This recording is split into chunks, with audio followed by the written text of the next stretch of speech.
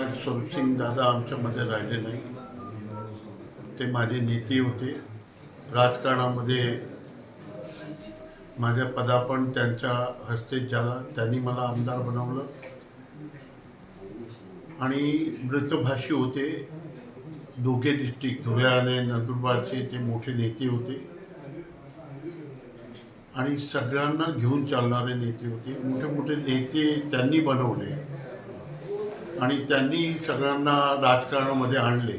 असे दत्तूअण्णा असो, रामराव दादा असो, असे मोठे मोठे नेते त्यांनी निर्माण केले आणि त्याच्यामधून मी एक सामान्य नगराध्यक्षला आमदार बनवण्याचं स्वप्न त्यांनी मला दिलं आणि मला त्यांनी आमदार बनवलं. पुढच्या सर्व जीवन आमच्याबरोबर त्यांनी व्यतीत केलं.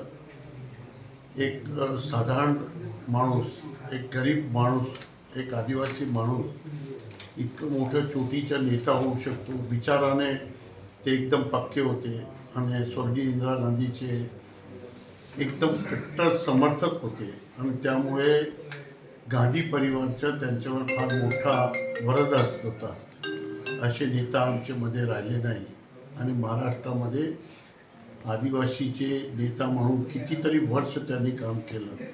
त्या आमच्यामध्ये नाही आहे. आम्हाला सर्वांना दुःख आहे. त्या पूर्ण शोकातून पूर्ण परिवाराला मी श्रद्धांजली अर्पण करतो आणि त्यांच्या जीवनामध्ये ईश्वर त्यांना एक चांगलं जीवन दिलं आणि आज आमच्यामध्ये नाही राहिले, त्याच्या आम्हाला दुःख आहे.